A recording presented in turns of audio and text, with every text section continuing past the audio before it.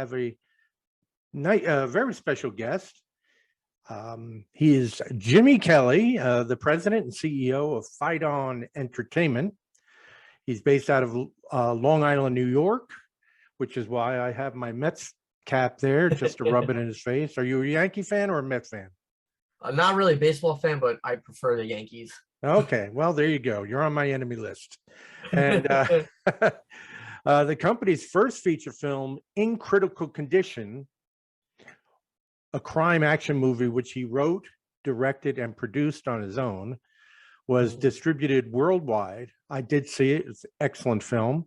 Thank you. Jimmy is also an award-winning screenwriter and director with his current work called Polybius. It's a short film, a horror film, and it's starring the great Tom Atkins. And I say the great because he's been in films and television for over 60 years. He probably has the most recognizable face in film today. You probably won't know his name. I'll bet you don't, but he is definitely recognizable, and you've seen him in tons and tons of work. And he's a great actor, and I love him, and he's great in this movie. So he's gotten great, Jimmy has gotten great press from Bloody Disgusting, Dread Central, which is a newsletter that I get, and other popular genre magazines. And here's Jimmy Kelly.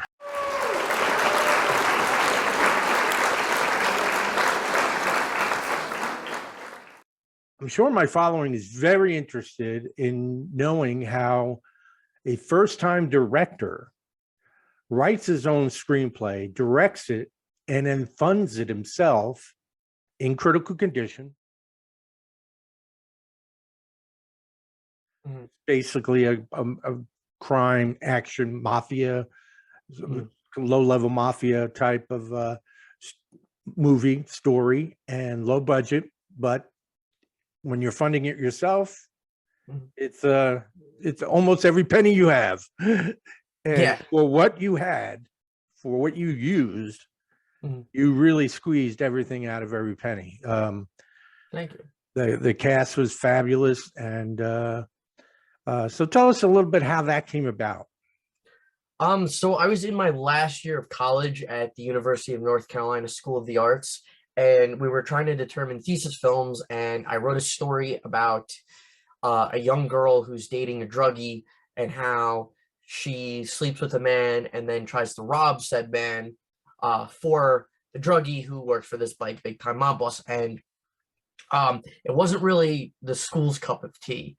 And then I started thinking on the movie, and I was like, there's like a really interesting world here. So I just started building up, like, what were these ancillary characters? Like, who was this Johnny guy? The idea of like this like number 2 guy who basically has the brains for Harvard, but like is like working in crime. Like, how does he get there? And so I just started building and like how all that would work. And I came up with this idea of like an ensemble piece that would have high production value in what its genre is without costing like a lot of money. And in Winston-Salem is this very interesting city where there's like a lot of interesting architecture, but there's not too many people. So we were able to like very much go guerrilla style and run and gun and be able to get like a lot of like production value in like the tall buildings. And then you had like the more suburban areas, and then you had a couple like warehousey type of places. And then they have a mansion that's a museum. It was a I think it was a slave owner's mansion, but they're like a very like non-for-profit. So like we were able to just go in there and use that as the mansion. And like so there was like a lot of like aspects of it, and the community understands how the film school works. And the film school is constantly a bunch of kids going up to places, hey, can we shoot for free because we're making a thesis film?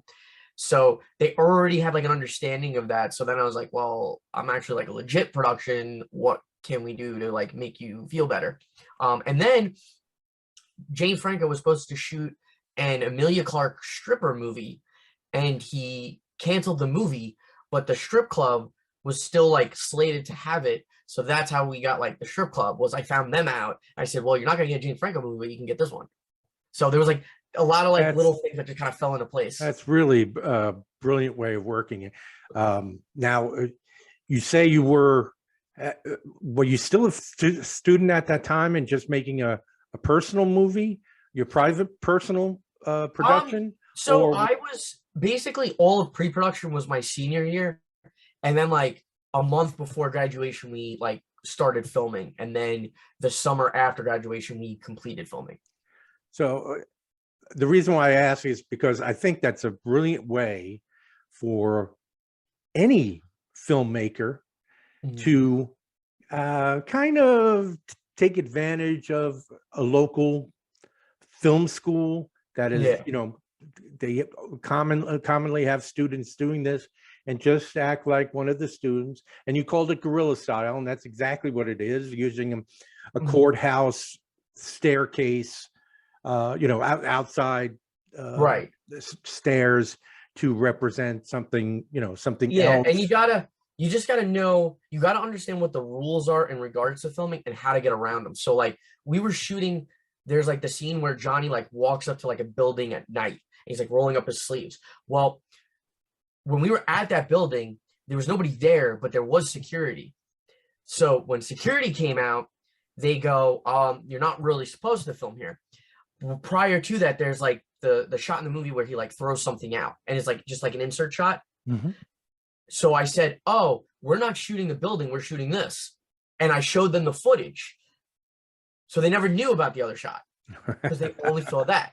So And you have to know like how to like weed through a couple things and like one of the fight scenes we shot in a garage, and I thought the garage was like a public garage. I didn't realize it was a private one. So all of a sudden these police officers on bicycles uh coming up, and we have like a dude with tattoos and a bat, and they go, "Oh, what are you guys like doing? Like there's like a lot of noise coming from here." And we're like, "Oh, well, you see, we actually are we're filmmaking students from this college, and we're actually waiting for the producer to take us somewhere, but I figured while we were waiting we were going to rehearse, and it's a fight scene, so it probably was really loud, but we're not doing anything wrong, we're just like practicing, so we'll be out of your hair like anytime soon." So then they pedaled away. I went over to the guy and I said, "Listen, we're like literally almost done, just like, can we finish?" And he goes, "I don't care as long as you guys aren't getting hurt." So we stayed there for like 45 more minutes and then ran. that's brilliant. I love So that. you have to like, you just have to know how to do things. But then on the other side of it is we were driving around. We did a lot of car shots, and we were driving through a neighborhood, and the guy kind of looked like thuggy. He had like a ski hat on in like the middle of summer, and like, so somebody called the police on us because they were like, "Why is this guy driving around like a family neighborhood?" So they stopped us. They pulled us over. They see that we're filming, but everybody has their seatbelt on. Everything's good. They look at the guy's driver's license and they go, "Your driver's license is past due, so you can't drive anymore." I'm like, "Oh, really? That's what we're gonna get?" So obviously we had to switch it up. I was like, "Oh, that's what we get caught on." But That's that's a great story. yeah. So Uh, I suggest anybody, if they want to go guerrilla style, film near a school that has filmmaking, and then just say you're a student. and check if in driving scenes that all the driver's licenses are okay, Yeah, and exactly. the Because he insurance. has a driver's license. It's not like he's like somebody without one. It's just it Right. was out of date and from San Francisco. So Yeah. like it was just like doubly like, oh, that's bad. Now tell us about Polybius. I've seen that. I love that as well.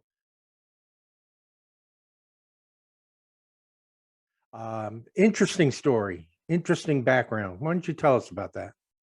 So it was really funny. My writing and producing partner, we had done a commercial together and we were looking at what sort of narrative piece to do. And the first thing he said was, "Have you ever heard of the urban legend Polybius?" And I said, "No, what is it?" "It's about this arcade game. It popped up in Oregon. There's people that claim that they played this weird game. They had these weird side effects. They became really obsessed. And then the FBI came and took it away. Hence why there's no real proof of the game." Uh, there's a lot of research on the Now that's an conspiracy. urban legend. It's not. It hasn't been verified, right? As a real Right. It story. depends on like what you look at. Mm, It's just a really cool story, and it's right. like enough, it's not as legit as like the Montauk Project and then Stranger Things, but it's like enough where gamers at video game conventions, somebody always brings like a copy, like, "Oh, this is probably what Polybius was like." You know what I mean? So we were like, "All right, like let's play around with this." And I was we had actually watched the short film for Saw, how Saw got made. I don't know if you've seen it. No, I've not. So basically, the way Saw was founded was it was a 9-minute short film about a guy who goes to a police officer after like cutting off his hand, and it recaps his time with Jigsaw. And then it got money, and then he did Saw, and now James Wan is like the guy. Right. So we took that similar approach where we're like, well, the reason why it works is because there's this tension in this like interrogation room scene, and then it flashed back. So we took that structure, and I was like, let's try to make like a play of these three characters, and then we're gonna fill it in with all the genre stuff and like the video game and the urban legend part, and then we'll basically have like a 5-minute epilogue. And that's how we structured it. And then when it came to the feature, we were like, well, this would make a great act 1 because it sets the scene, it sets the tone, and then acts 2 and 3 would explore, the game itself, who's behind it, and trying to stop it. So, well, I did like the post work that was done on it. A lot of you had some special effects, right? Yeah, I actually managed to. I lucked out. My composer was dating a girl at the time who was friends with a guy who did freelance video games. That's what he did, and he was like, "Oh, I've heard of Polybius. I really want to do it." And he gave us a fair price, and he was like, "Oh, so you want like the pixelated old fashioned 80s video games?" I said yes, and he goes, "Okay, I got it." And yeah, his video game effects were freaking awesome. So you didn't do any crowdfunding. You didn't ask mom and dad for money. This was your money. Mm-hmm. What was it, around 10,000? I think you said. It was 10,000 for Ink Recognition, and then it was 50,000 for Polybius. Polybius had between the production design and the huge crew and Tom and all the actors. Right. That was but that's why we knew we could, instead of stretching our money for like a feature, it was better to confine the movie and then make that the best we could. Good. And where are you now with that? So I was doing well pitching the project, then the pandemic hit, and I still have contacts, but everybody's very backlogged with productions, and it's not like we couldn't go out, raise money, and make it ourselves. It's that instead of basically making a movie and then going, what do we do now? I'm trying to get a company to come on earlier to be a part of it, so we're working with them within their contacts. If we decide to go totally independent, I have a list of 30 to 50 distributors, sales agents, and companies that are interested in a final product. So I've started that dialogue at least. Good. And we have a couple of letters of intent for distribution. It's more like I feel like we could get better money and make just a much more high quality movie if we have somebody else, and it's not just people going to basically private business owners and like getting little by little money to try to build up a pot. Now, you've been a regular reader of the Script Mentor posts and newsletter and such for, seems like, a couple of years now. Has that been any help to you? It has, because the biggest thing is like, so I graduated college in 2013, and the way the school worked was you did every discipline your first year, you picked 2 disciplines your second year, and then the school picked what you would do for the rest of your time there. And I was picked as a director, which I'm born to be a director, but part of that is writing your own stuff. And I took screenwriting courses, but for me, because writing constantly is changing and like what's like the accepted spec script is, I like using it as like a refresher, and it's better to just kind of like see certain things, and like you said, like with your rule for like dialogue, length of action, things like that. Those are great tips. Are you going to break it sometimes? Of course, like that's just going to happen. But the idea is to try to keep that so it looks better for producers and such. Right. And but as someone who is a screenwriter and a director, you don't need to follow any rules. You're shooting your own material. Right. It's really more one of the things I would love to do is, because I just have too many ideas that there's no way I'm going to make all of them, and I keep coming up with more. I would love to sell a couple scripts. Oh, okay. To and get my name out there as a screenwriter. It would behoove you to follow some of that advice, and Of course, and that's what works and what doesn't. It's up to you, but of course, and that's what I like about it is it's like a good refresher course, and I like your structure when it comes to like query letters because I've basically been query lettering for like 6 or 7 years now, and it's not like I haven't gotten replies, but it's interesting what works and what doesn't, and sometimes like changing it up is the way to go. So, and right. I like the structure of like the query letters you presented, and they were different. So I was like, oh, like I could try this out. And So don't forget Chuck Hussmeyer's query letter. The Linda his takes was another coffee. his was another letter I really like the Linda structure. takes And coffee with cream. Yep.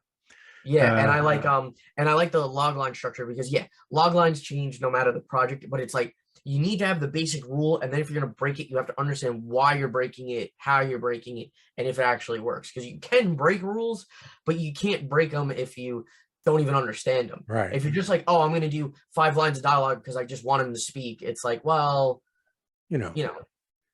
Well, that pretty much wraps up this interview for LinkedIn.